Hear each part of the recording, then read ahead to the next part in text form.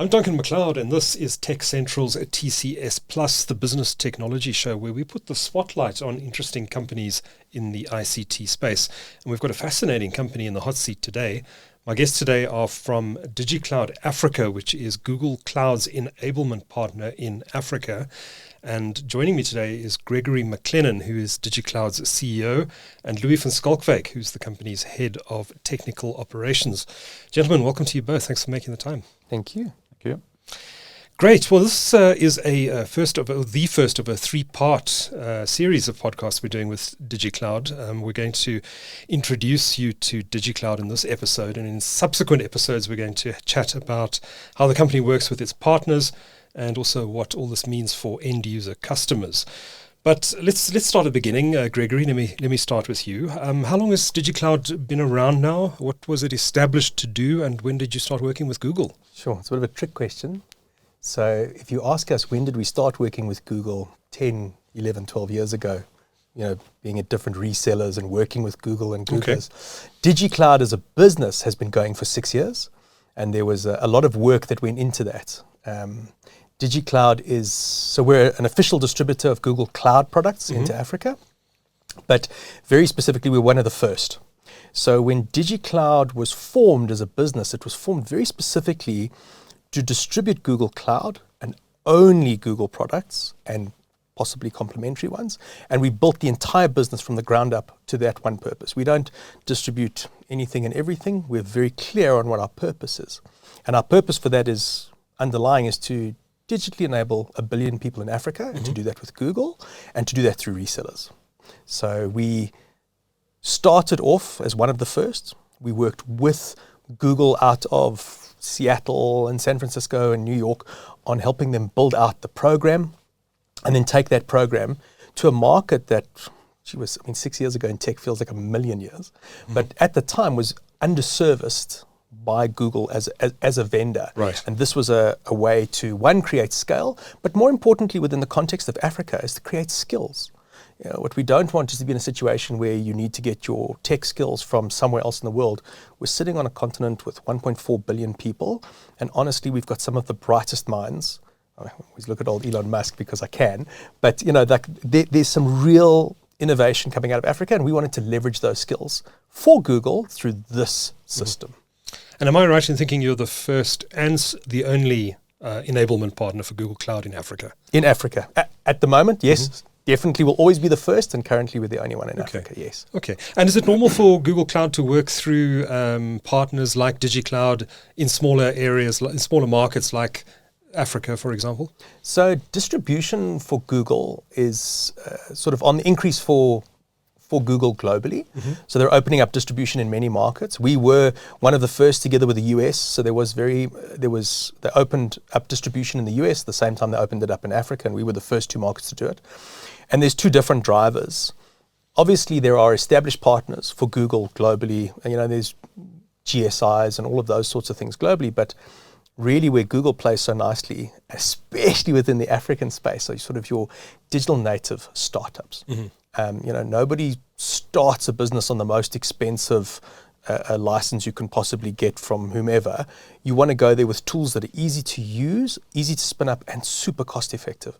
And Google plays very nicely in that space. And further to that, Google's got a massive education play. So obviously the hope there is as the kids get used to it and then they become adults and then they're going to university with it, when they start their businesses, because that's what we need in Africa more than anything, they start them on Google. And then you're building your e-commerce platforms on Google, et cetera, et cetera. We're going to spend some more time talking about the offerings in the education space, because it really is quite interesting during the course of this series. But Louis, let me bring you in here. To maybe take us through a little bit how you, as Digicloud, work with Google Cloud to serve your reseller partner base, and what your sort of day-to-day relationship is like with Google. Okay, great. Thanks, Duncan. Maybe if I can carry on to what Greg mentioned earlier, when we started the business about 6 years ago, or officially 6 years ago, we identified a gap in the market for qualified partners to take the great and amazing Google Cloud services to market and to end customers. So we identified that opportunity, and we realized that we had a a fair amount of skill between us and experience in the Google space. But the way to accelerate that wouldn't be through a single reseller, right? It would be to enable lots of and multiple resellers. So we could effectively use our experience and skill to enable and fast track that reseller program for Google onto the rest of the continent. So a number of things have happened since we started that journey. COVID hit, and that by itself presented opportunity for us to get involved and actively get involved with a lot more customers and partners. And maybe if I can give you one example. Sure. There was a central bank in Africa, and this was about 2 weeks before lockdowns worldwide were announced. A central bank got in touch with Google. Google got in touch with us because we were effectively managing partners across Africa at that point, and said, guys, we've got a central bank here. They've just been notified of lockdowns coming. For the countries to and for the central bank to carry on operating, they need to be deployed onto a cloud solution for communication and collaboration software within a week. The existing solution were on-prem, and the only way they could communicate would be to go to the building, which would obviously pose a problem, going remote. That's where Digicloud jumped in. We pulled in a regional partner, a regional reseller of ours, and we worked hand in hand with the partner as if we were an extension of that reseller's technical team. And we just rolled up our sleeves, and within a period of a week, we managed to deploy several thousand users onto a Google communication and collaboration platform.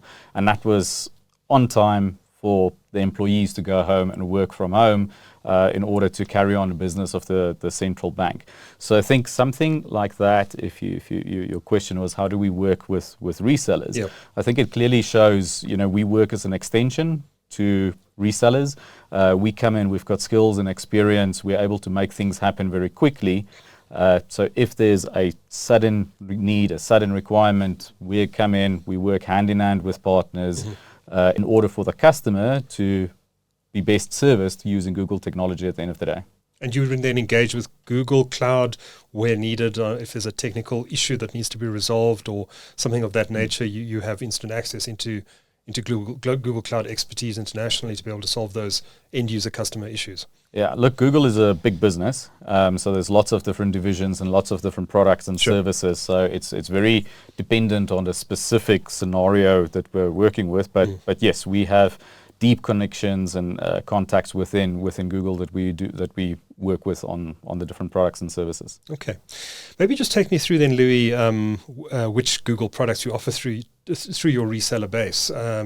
Google Cloud is a very big business and a lot of products and solutions in there, but maybe just take us through the main ones and where they're typically being deployed. Are there specific industries across Africa that are early adopters of Google Cloud technology?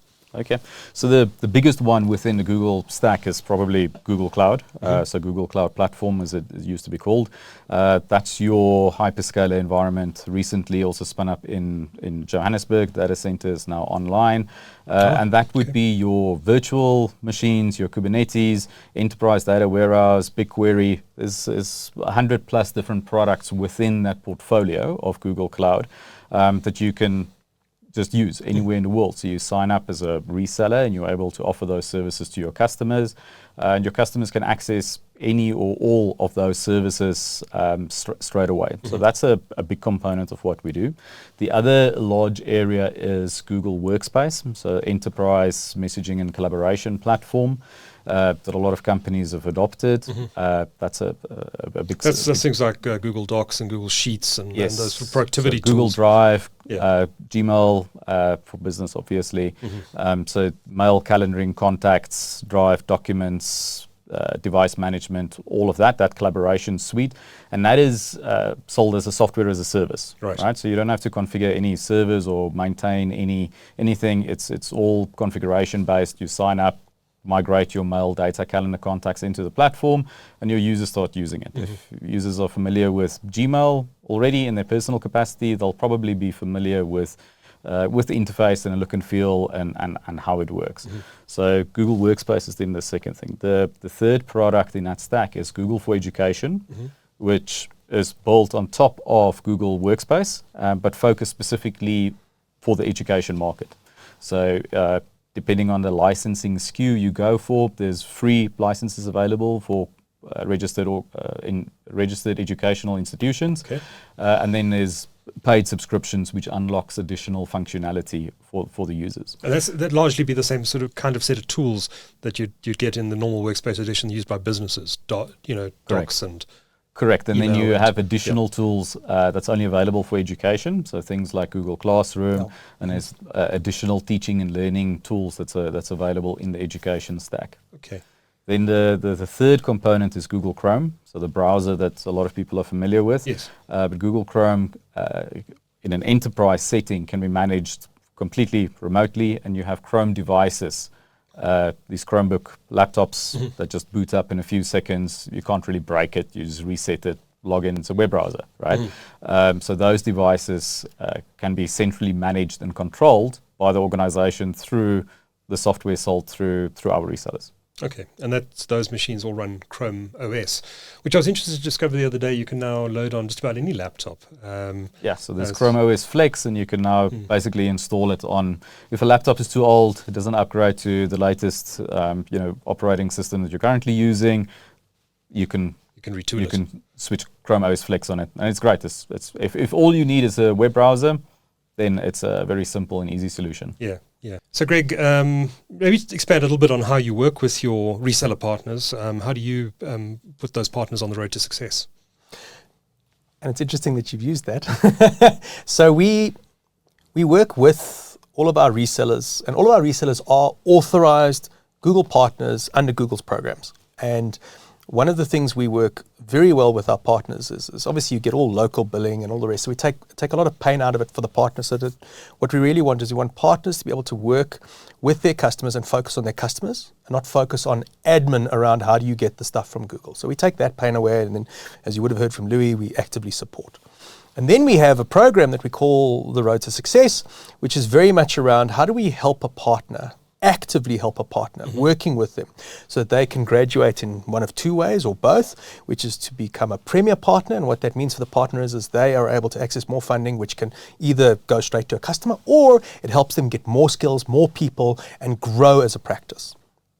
Or alternatively, we work with them to get a specialization. And specialization is something truly special in that it means that Google, and someone from Google with a PhD typically, who's lecturing at some Yale, Harvard, whatever, validates you as a Google Cloud partner to be a specialist in a field, be it data analytics, infrastructure, cloud migration, whatever. There's a number of these different things.